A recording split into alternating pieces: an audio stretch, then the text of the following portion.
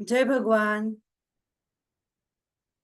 આપણા ક્લાસને આપણે આગળ શરૂ કરીશું.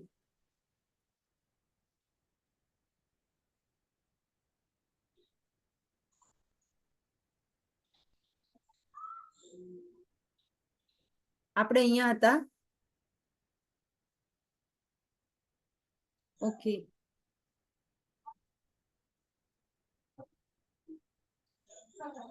બહેનોથી ગર્ભાવસ્થા દરમિયાન અને પ્રસૂતિ દરમિયાન પ્રસૂતિ બાદ તબીબ અને નિષ્ણાત યોગ ચિકિત્સકની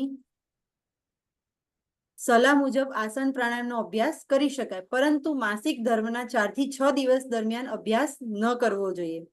નેક્સ્ટ છે આસન પ્રાણાયામના અભ્યાસ દરમિયાન વસ્ત્રો પહોળા, ઢીલા અને ઓછા પહેરવા જોઈએ. શું થયું છે? એક મિનિટ. અવાજ આવે છે? મારો અવાજ સંભળાય છે બધાને? ઓકે.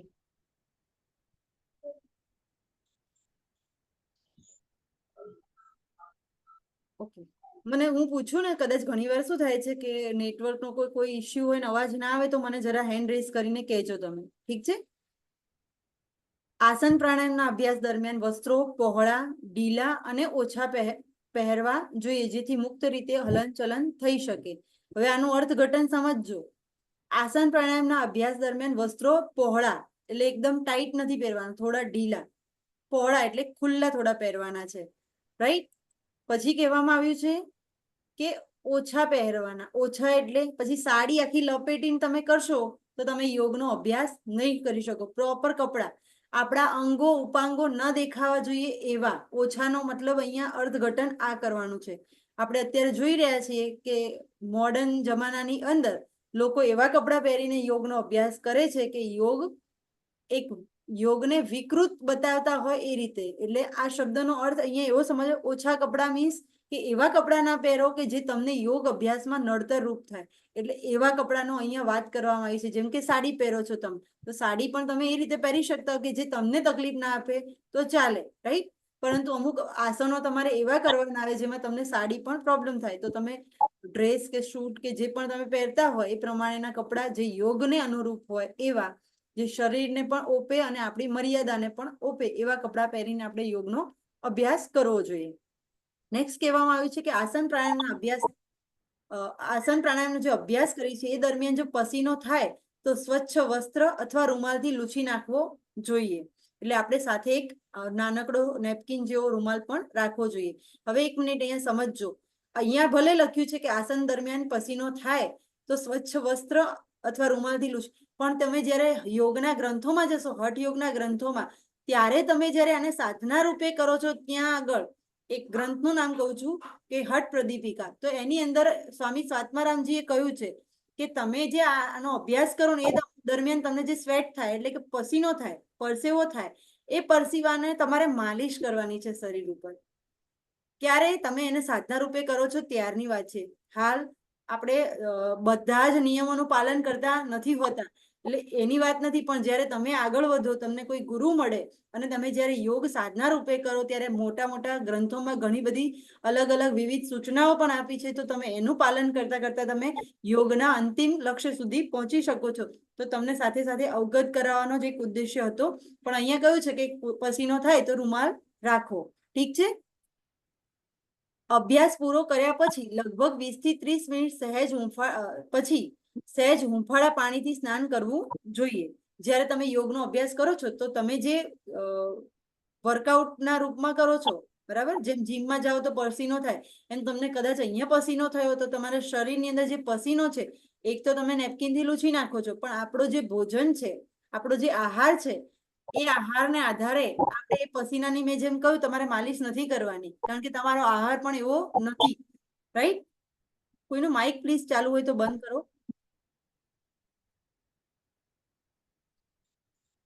જેનું પણ માઇક પ્લીઝ ચાલુ હોય તો બંધ કરી દો. વચ્ચે બહુ જ ડિસ્ટર્બન્સ થાય છે.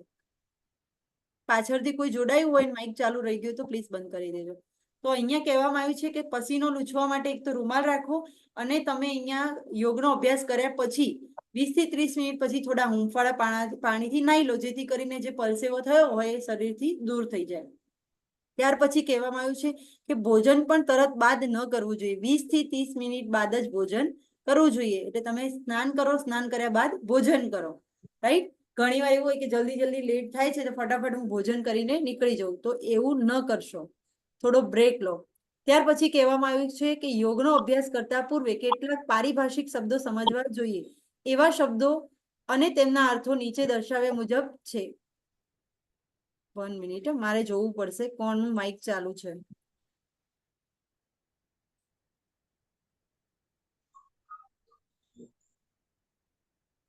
દક્ષાબેન, ઓકે, થઈ ગયું છે બંધ. તો આપણે આ શબ્દો શીખી ચૂક્યા છીએ, પણ એકવાર લઈ લઈએ. પૂરક, રેચક, કુંભક, આંતરકુંભક અને બાહ્ય કુંભક. તો શબ્દો આપણને ગમે ત્યારે કોઈ પૂછે કે યોગના અભ્યાસ માટે યોગના પારિભાષિક શબ્દો કયા છે, તો આપણને આ શબ્દોના નામ પણ આવડવા જોઈએ અને અર્થ પણ, જે આપણે ભણીએ જ છીએ અને રેગ્યુલર આપણે ભણતા ભણતા આપણને આવડી ગયા છે, પણ અહીંયા એકવાર આપણે જોઈ લઈએ. પૂરક, વાતાવરણમાંથી વાયુ ફેફસામાં ભરવાની ક્રિયા, એને શું કહેવાય છે? શ્વાસ અંદર લેવો, એને કહેવાય પૂરક, એટલે કે ઇનહેલ. પછી કહેવાય છે કે રેચક, ફેફસામાં ભરેલો વાયુ બહાર કાઢવાની ક્રિયા, એટલે કે ઉચ્છ્વાસ ગુજરાતી ભાષામાં, જેને કહેવાય છે એક્ઝલેશન, રાઈટ, એટલે કે રેચક. સંસ્કૃતમાં રેચક કહેવાય છે. અને બીજું કહેવાય છે પ્રશ્વાસ. પછી કહેવાય છે કુંભક. કુંભક એટલે શું? તો શ્વાસોશ્વાસની જે ગતિ છે એને અટકાવી અને વાયુને રોકવાની ક્રિયા. તમે શ્વાસ લીધો, હવે તમે આગળ શ્વાસને લીધા પછી છોડતા નથી, તો શ્વાસને અટકાવ્યો. એવી જ રીતે તમે છોડી દીધો અને નવો વાયુ તમે લેતા નથી, તો એને બહાર રોકી રાખ્યો. એ રોકવાની જે ક્રિયા છે એને કહેવાય કુંભક. તમે શ્વાસ લો છો અને અંદર રોકી રાખો છો, એને કહેવાય આંતરકુંભક. શ્વાસ બહાર છોડો છો અને નવો નથી લેતા, એટલે કે બહાર ને બહાર રોકી રાખો છો, એને કહેવાય બાહ્ય કુંભક. તો આ 5 શબ્દો આપણને ખ્યાલ હોવા જોઈએ. ક્લિયર છે બધાને અહીંયા સુધી? પૂરક, રેચક, કુંભક, ઓકે. અંદર લઈએ એને કહેવાય આંતરકુંભક, બહાર રોકી રાખીએ એને બાહ્ય કુંભક. ક્લિયર છે? હું પૂછું છું, ચલો મને જવાબ આપજો, હું જેને પૂછું એને. મંજુલાબેન જવાબ આપો. શ્વાસને અંદર લેવો, એને શું કહેવાય? પૂરક. ઓકે. હસુમતીબેન, શ્વાસને અંદર રોકી રાખવો, એને શું કહેવાય? એને કુંભક કહેવાય. અંદર અંદર અંદર રોકી રાખવો કયો કુંભક? આંતરકુંભક. Very good. કલ્પનાબેન, શ્વાસને બહાર રોકી રાખવો, એને કયો કુંભક કહેવાય?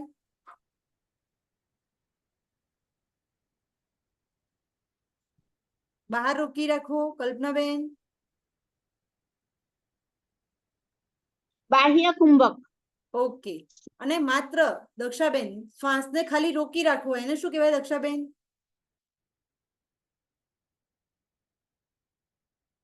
માઇક ખોલો બકા તમારું માઇક.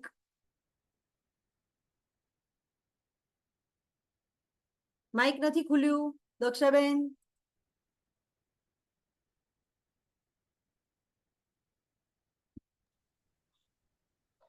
કુંભક. Very good. ચલો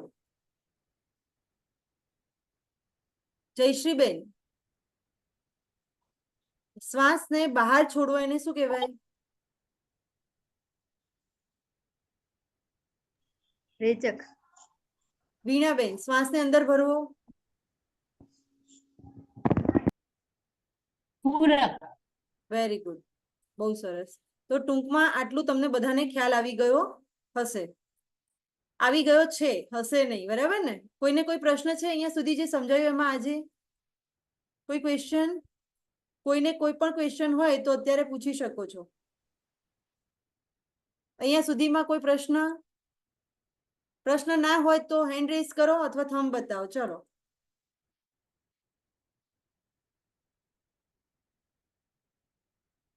ઓકે. આપણે યોગની વ્યાખ્યાઓ જોઈ લઈએ ઝડપથી, તો તમને ઘરે અભ્યાસ કરવામાં પણ સુલભ રહે. આપણા સિલેબસમાં યોગની 7 વ્યાખ્યાઓ છે, ઓકે.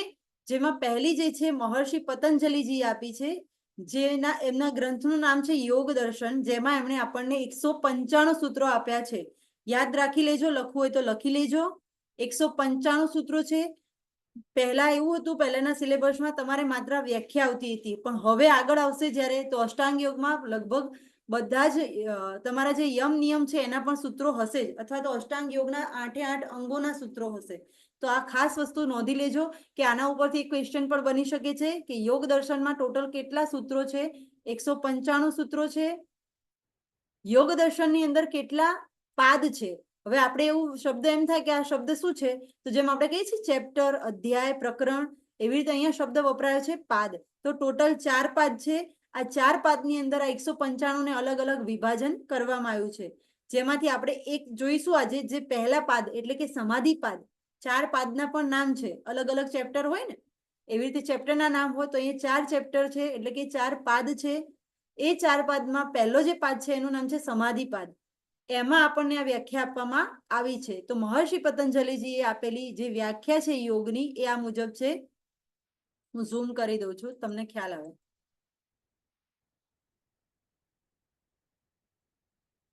દેખાય છે બરાબર બધાને?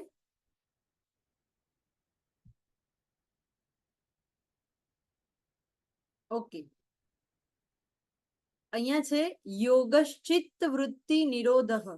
અહીંયા એક લખ્યું છે, ઓબ્લિક કરીને 2 લખ્યું છે. એનો અર્થ તમને મેં હમણાં કહ્યો એ. એક એટલે એનો પહેલો પાદ, અને 2 એટલે એમાં બીજા નંબરના સૂત્રમાં આ વ્યાખ્યા આપેલી છે. શેમાં? પહેલા પાદના બીજા સૂત્રમાં. પહેલા પાદનું આ બીજું સૂત્ર છે. ટોટલ કેટલા સૂત્ર કયા તમને મેં? 195. એમાંનું આ બીજું સૂત્ર છે. કયા અધ્યાયમાં એટલે કે કયા પાદમાં? પહેલા પાદમાં. તો એકડાનો મતલબ એમ થાય છે, એક લખ્યું છે ને, એકનો મતલબ થાય છે કે પહેલો પાદ, એટલે કે એનું નામ છે સમાધિ પાદ. એનું બીજું સૂત્ર છે આ યોગશ્ચિત્ત વૃત્તિ નિરોધઃ. મારી સાથે સાથે મનમાં પણ તમે ગાઓ એટલે તમને પ્રેક્ટિસ થઈ જાય. આપણે 3 ટાઈમ્સ ગઈશું. યોગશ્ચિત્ત વૃત્તિ નિરોધઃ, યોગશ્ચિત્ત વૃત્તિ નિરોધઃ. ઓકે, એનો અર્થ જોઈ લઈએ આપણે. ચિત્ત વૃત્તિઓનો નિરોધ કરવો એટલે યોગ કહેવાય. બહુ સરળ જ છે કે આપણી જે ચિત્ત છે એની જે વૃત્તિઓ છે, જે વારંવાર જે વિચારોનું આવાગમન થાય છે એને રોકી લેવો, એનું નામ યોગ. બહુ જ સરળ છે, પણ જેટલો આનો અર્થ બોલવો સરળ છે એટલો જ એને કંટ્રોલ કરવો અઘરો છે, હે ને? વ્યાખ્યા આપણે શીખી જઈશું, પછી ધીરે ધીરે યોગ અને આસન અને પ્રાણાયામનો અભ્યાસ કરી આપણે પણ આપણા મનને, આપણા ચિત્તને કંટ્રોલમાં કરવાનો પ્રયત્ન કરીશું. અને આજે નહીં તો કાલે, આ જન્મે નહીં તો આવતા જન્મે પણ આપણા પરમ લક્ષ્યને આપણે સિદ્ધ કરીશું. નેક્સ્ટ છે બીજી વ્યાખ્યા, જે વેદાંત અનુસાર છે. પહેલી હતી મહર્ષિ પતંજલિજીના યોગ દર્શન અનુસાર, બીજી છે વેદાંત અનુસાર. ખૂબ જ સરળ વ્યાખ્યા. વેદાંત અનુસાર જે યોગની વ્યાખ્યા છે એ આ મુજબ છે કે जीवात्मा और परमात्मा का संपूर्ण रूप से मिलना योग है. जीवात्मा और परमात्मा का संपूर्ण रूप से मिलना ही योग है. એટલે કે જીવાત્મા અને પરમાત્માનું જે મિલન છે તે યોગ છે. 3rd નંબરની વ્યાખ્યા છે યોગ વશિષ્ઠ કે અનુસાર. યોગ વશિષ્ઠ એ ગ્રંથ છે જેની અંદર મહર્ષિ જે વશિષ્ઠ છે, આપણા ભગવાન છે, ભગવાન શ્રી રામચંદ્રજી, એમના જે ગુરુદેવ છે એ છે, એમને અંદર જે સંવાદ છે એમના વચ્ચેનો સંવાદ છે. મહર્ષિ વશિષ્ઠ અને રામચંદ્રજી વચ્ચેનો સંવાદ છે એ આમાં આપણને આપવામાં આવ્યો છે, જેની અંદર ઘણું બધું છે. અલગ અલગ એની અંદર પ્રકરણો પણ આપ્યા છે, જેમ ચેપ્ટર છે એ રીતે. તો એની અંદરથી આપણને યોગની એક વ્યાખ્યા આપવામાં આવી છે, જે છે સંસાર સાગર સે પાર હોને કી યુક્તિ को ही योग कहते हैं. તો આ સંસાર છે એને એક સાગર કયો છે. તો આ સંસાર રૂપી જે સાગર છે એમાંથી પાર ઉતરવાની વાત કરી છે. તો સંસાર સાગર જે છે ને, આપણને જે દરિયો દેખાય છે એ દરિયામાં આપણે બધા ભૂલા પડ્યા છીએ, અને આમાંથી બહાર નીકળવાની જે યુક્તિ છે એ જ માત્ર યોગ છે. તો અહીંયા યોગની વ્યાખ્યા એવી રીતે કરવામાં આવી છે કે સંસાર સાગર સે પાર હોને કી યુક્તિ को ही योग कहते हैं. જે આ ભવ રોગમાંથી નીકળી ગયું, આ ભવાટવીમાંથી બહાર નીકળી ગયું, એ ત્યાં પહોંચી ગયું, અને જે પહોંચી ગયું એને યોગ સમજાઈ ગયો, અથવા તો એને યોગને પામી લીધો. ઓકે, નેક્સ્ટ છે 4 નંબરમાં શ્રી ભારતી કૃષ્ણ તીર્થ કે મતાનુસાર. श्री भारती कृष्ण तीर्थ जे छे एमने योगनी व्याख्या आपी छे कि नारायण के साथ नर के एकात्म हो जाने के साधन को योग कहते हैं. योग ने साधन रूप बताववामां आव्युं. કે નારાયણ કે સાથ નર, નારાયણ એટલે ફરી જ એ પરમાત્માની વાત થઈ છે તો એમને નારાયણ સ્વરૂપ કયા, નર એટલે કે આ જીવાત્મા, તો नारायण के साथ नर के एकात्म हो जाने के साधन को योग कहते हैं। ટૂંકમાં અહીંયા પણ એક થવાની વાત છે, રાઈટ? તો જે મિલન કરો છો એ જ મિલન, એ જ સંयोग, એ જ સાધન, એ સાધન કોણ છે? યોગ છે। તો नारायण के साथ नर के एकात्म हो जाने के साधन को योग कहते हैं। કોણ કહે છે આવું? શ્રી ભારતી કૃષ્ણ તીર્થ કહે છે। ઓકે, નેક્સ્ટ છે શ્રી મહર્ષિ અરવિંદ, મહર્ષિ અરવિંદો, આપણે જેમને અરવિંદજી છે, ઓકે, પોંડિચેરીમાં એમનો આશ્રમ છે, એ મહર્ષિ અરવિંદ જે છે એ કહે છે કે योग શું છે? तो योग का अर्थ केवल ईश्वर की प्राप्ति ही नहीं अपितु उस क्रिया का नाम है जिसके द्वारा भगवत चैतन्य की अभिव्यक्ति हो तथा वह स्वयं भी इस कर्म का अंग बन सके। इसे क्या कहा है महर्षि अरविंद ने? योग कहा है। फिर से एक बार देखते हैं, योग का अर्थ केवल ईश्वर की प्राप्ति ही नहीं है अपितु उस क्रिया का नाम है जिसके द्वारा भगवत चैतन्य की अभिव्यक्ति हो तथा वह स्वयं भी इस कर्म का अंग बन सके। એટલે માત્ર શું કહેવા માંગે છે કે ઈશ્વર પ્રાપ્તિ જ નથી, આનો અર્થ શું કહે છે કે એક એવી ક્રિયા છે કે જેના દ્વારા ભગવત ચૈતન્ય ની અભિવ્યક્તિ થાય, એટલે ઈશ્વરના જે અંશમાં ગુણો હોવા જોઈએ એ ગુણો આપણી અંદર છે એની પણ આપણને અભિવ્યક્તિ કરાવે અને એ પણ સ્વયં એનું જ અંગ બની જાય, એને કહેવાય છે યોગ। એટલે આ કરતા કરતા કરતા આપણને પણ ક્યાંક અનુભૂતિ થાય કે હું પણ સ્વયં ઈશ્વરની જ પ્રતિકૃતિ છું અને એના જેવી દિવ્ય શક્તિઓ પણ મારી પાસે છે, એવું જે આપણને અભિવ્યક્તિ કરાવે। ઓકે, નેક્સ્ટ વ્યાખ્યા છે જે ખૂબ મહત્વની છે અને હંમેશા આપણને આવડવી જ જોઈએ, ભલે આપણે યોગ માર્ગ ઉપર હોઈએ કે ના હોઈએ, કારણ કે બધા જ માટે ભગવાને તમામ અર્જુન માટે આ વ્યાખ્યા આપી છે, જેમાં કહ્યું છે શ્રીમદ ભગવદ્ ગીતામાં આપણને યોગની ટોટલ 3 વ્યાખ્યા આપવામાં આવી છે। અહીંયા તમારી પાસે 2 જ છે, બરાબર? તમારા સિલેબસમાં 2 છે પણ ટોટલ 3 વ્યાખ્યા છે, એમાંથી આપણે 2 ભણવાની છે। તો આ બંને જે વ્યાખ્યા છે શ્રીમદ ભગવદ્ ગીતાજીના 2જા અધ્યાયમાં છે, આ યાદ રાખજો, લખી નાખજો કે શ્રીમદ ભગવદ્ ગીતાજીના 2જા અધ્યાય એટલે કે સાંખ્ય યોગમાં યોગની વ્યાખ્યા આપવામાં આવી છે, શ્લોક નંબર 48 અને શ્લોક નંબર 50। શ્લોક આપણે જોઈશું। योगस्थः कुरु कर्माणि संगम त्यक्त्वा धनंजय सिद्धि सिद्ध्यो समो भूत्वा समत्वं योग उच्यते। ફરી એકવાર મારી સાથે તમે આમાંથી જોઈ અને સાથે સાથે ગાવાનો પ્રયત્ન કરો।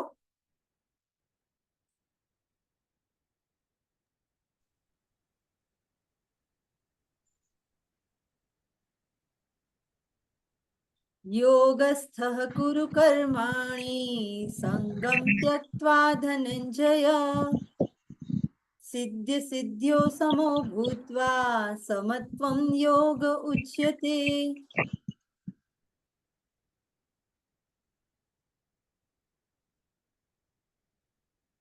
ઓકે, એનો અર્થ આપણે જોઈ લઈશું। એનો અર્થ આ પ્રમાણે છે કે હે અર્જુન, સફળતા અને નિષ્ફળતાની સર્વ આસક્તિને ત્યજીને તારા કર્મોના પાલનમાં સ્થિર થઈ જા, આવી ક્ષમતાને જ સમત્વ योग કહે છે। એટલે કે આવી જે સમતાનો જે ભાવ છે, એટલે કે સમત્વનો જે ભાવ છે એને योग કહે છે। શું કહે છે ભગવાન કે સફળતા અને નિષ્ફળતા, તમે કોઈ પણ કાર્ય કરો તો એમાં તમે સફળ પણ થાઓ અને નિષ્ફળ પણ થાઓ, તો આપણે શું કરીએ? સફળ થઈ જઈએ તો ખુશ થઈ જઈએ, નિષ્ફળ થઈ જઈએ તો આપણને દુઃખ થાય, હે ને? તો ભગવાન શું કહે છે કે તું સફળતા અને નિષ્ફળતાની સર્વ આસક્તિને ત્યજી દે, કોઈ આશા ના રાખીશ, જે પણ રિઝલ્ટ આવે આપણું, બરાબર, એને ત્યજવાની વાત કરી, એટલે કે ત્યાગ કરવાની વાત કરી છે। અને શું કહે છે કે તારા કર્મોના પાલનમાં સ્થિર થઈ જા, તું જે કામ કરે છે ને એનું જ પાલન કર્યા રાખ, તારે જે કામ કરવાનું છે એ કરવાનું છે। આવો જ્યારે સમતાનો ભાવ આવે ને, એટલે કે મેં જે પણ કર્યું એને કહે છે, શું કહે છે કે સમત્વમ યોગ ઉચ્યતે, આવો સમતાનો ભાવ એ જ યોગ છે। અહીંયા સમતાની વાત એટલે બીજી રીતે આને સમજીએ તો કોઈ પણ દ્વંદ છે, દ્વંદ, કોઈ પણ પ્રકારનો દ્વંદ ના રહે, આપણે જ્યારે નિર્દ્વંદ બની જઈએ ત્યારે આપણામાં સમતાનો ભાવ આવે। દ્વંદ એટલે શું?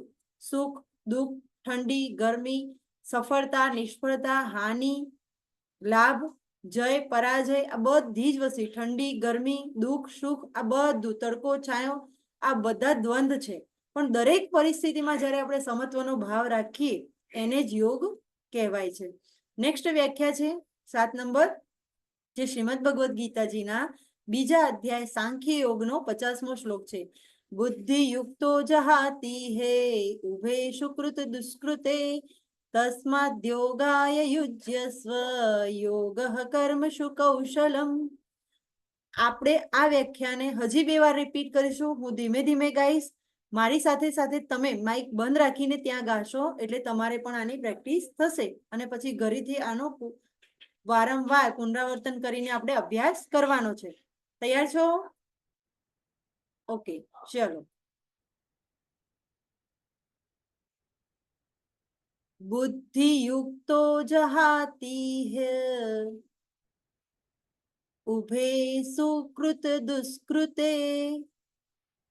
फरी एक बार, बुद्धि युक्तो जहाति है उभे सुकृत दुष्कृते तस्माद् योगाय युज्यस्व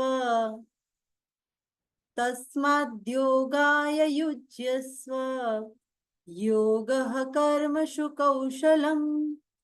योगः कर्मसु कौशलम् तस्माद् योगाय युज्यस्व योगः कर्मसु कौशलम्. આખો શ્લોક આપણે ફરીથી ગાઈશું બધા સાથે. ઓકે? बुद्धि युक्तो जहाति है उभे सुकृत दुष्कृते. बुद्धि युक्तो जहाति है उभे सुकृत दुष्कृते तस्माद् योगाय युज्यस्व योगः कर्मसु कौशलम्.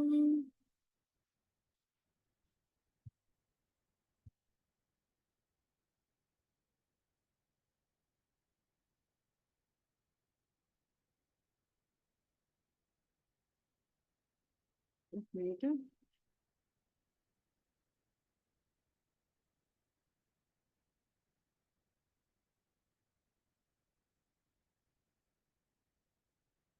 વન મિનિટ, મારાથી કંઈક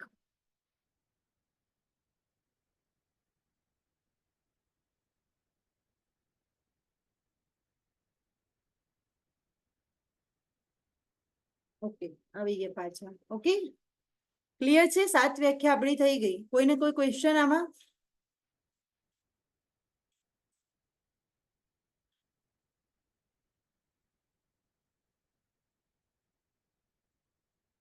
અહીંયા સુધીમાં કોઈને કોઈ પ્રશ્ન હોય તો કહો. હા હસમતીબેન, બોલો બોલો. એમાં જે શ્રી મહર્ષિ અરવિંદ ઘોષ અને શ્રીમદ ભગવદ્ ગીતાની જે બીજા નંબરની છે, અધ્યાય 2 50 શ્લોક નંબર, એ બંને થોડી ફરીથી કરો તો સારું. કરાવ? ઓકે, કોઈ વાંધો નહીં. ચલો, કયો શ્લોક? તમે જ ચાલુ કરો. ચલો, ક્યાં પ્રોબ્લેમ છે? યાદ જ નથી રહેતો બંનેમાં એક. યાદ રાખવા માટે તો તમારે સતત એને મનન કરવું પડશે, બરાબર ને? પણ તમને ગાતા ના ફાવતું હોય તો ફરી એકવાર હું ગવડાવું છું. બાકીના માઇક બંધ કરો પ્લીઝ. દક્ષા દીદી, તમારું માઇક બંધ કરો. હસુમતીબેન ચાલુ રાખો. શ્લોક ગાઓ. ચલો, સ્ટાર્ટ કરો. ક્યાં ભૂલ પડે છે હું જોઈ લઉં.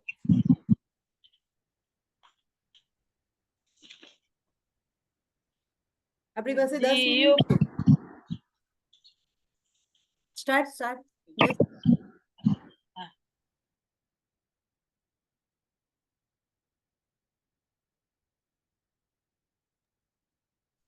ક્યાં ગયા પ્રભુ?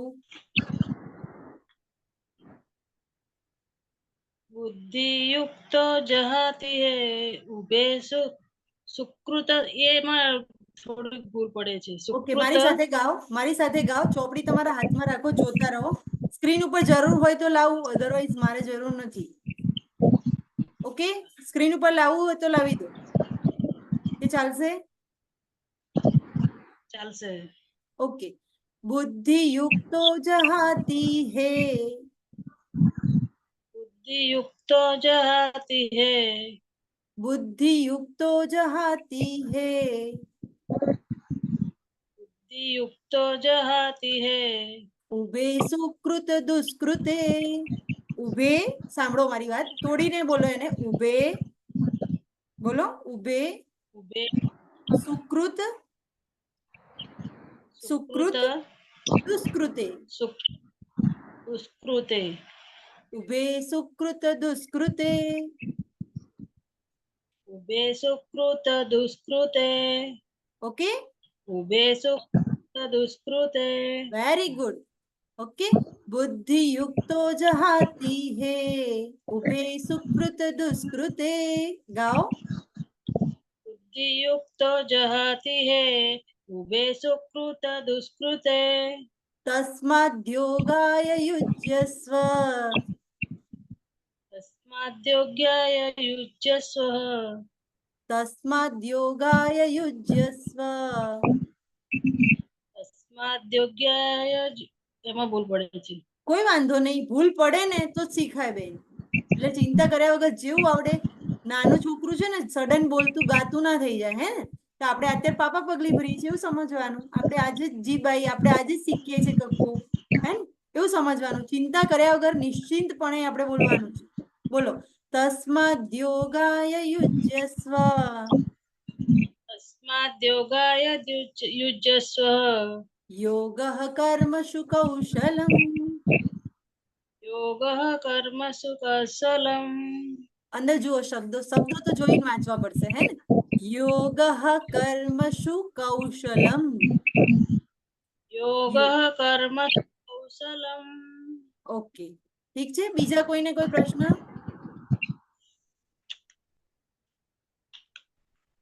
બીજા કોઈ? પ્રભુ?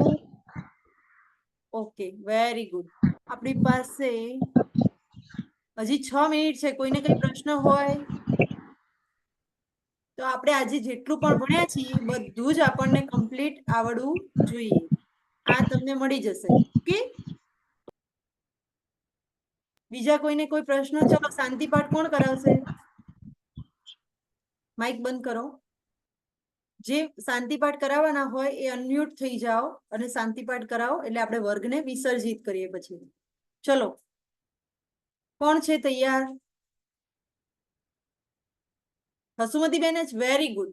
આ બહુ સરસ આઈડિયા છે. જે શરૂ કરાવે એ જ પૂર્ણ કરાવે એટલે એ બાને તમારું કામ થઈ જાય અને મારું પણ હે ને, અને આપણો ડર પણ ભાગી જાય. ચલો હસુમતી દીદી, ભૂલ પડતી હોય કંઈ પણ પ્રોબ્લેમ હોય તો અહીંયા બધી છૂટ છે. બુક સાથે લઈને બેસો, જોઈને બોલો, પણ એકવાર બોલતા શીખો. આપણું એક જ કામ છે કે આપણો ડર દૂર કરવાનો છે હે ને.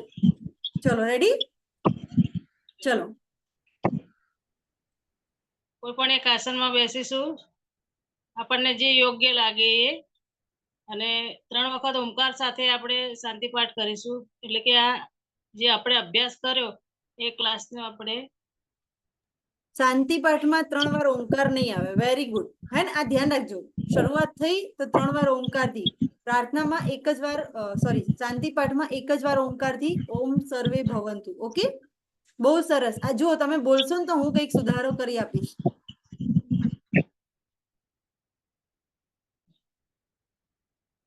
નમસ્કાર મુદ્રામાં બેસીશું બધા.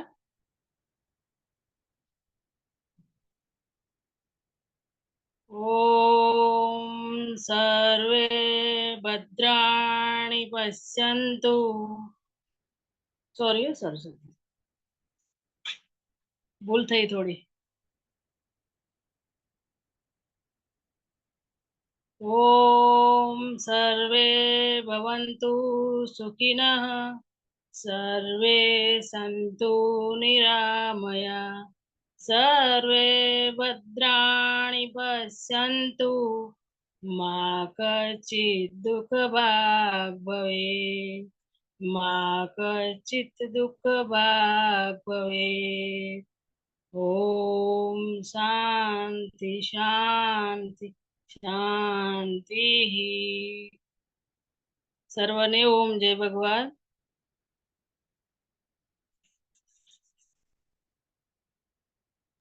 ઓમ જય ભગવાન બધાને.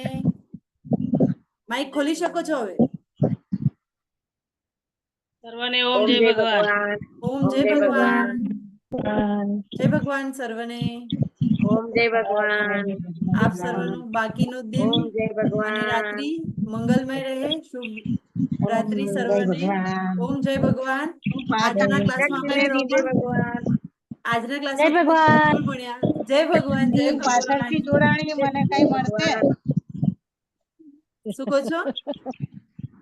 હું પાછળથી જોડાણી હવે તો બધું 1 કલાક જે લેટ જે વહેલા જાગે એને કંઈક મળે, મોડા જાગે એને તો બધું ખોવાઈ ગયું હે ને. બહાર ગઈ હતી દીદી કઈ વાંધો નહીં, તમે બહાર ગયા તા, હવે હું તો કઈ ના કરી શકું. ગુરુદેવને પ્રાર્થના કરો, આ હસુમતીબેન, વીણાબેન, દક્ષાબેન એ બધાને કહો કંઈક કરે તમારા માટે જાદુ. બરાબર ને? બધો લાભ એ લોકો લઈ ગયા, હવે શું કરીશું કહો? હવે તમારે એમને જ કેવું પડે ને, હવે શું કરું, તો હું શીખી જઈશ, હું તો રહી ગઈ હે ને. લગભગ 2-3 જણ બાકી રહી ગયા છે આપડા. મંજુલા દીદી નહીં, એ તો બેઠા છે સાક્ષાત આપણી સામે. કંચન દીદી, જ્યોત્સના દીદી, પછી કોણ બાકી છે?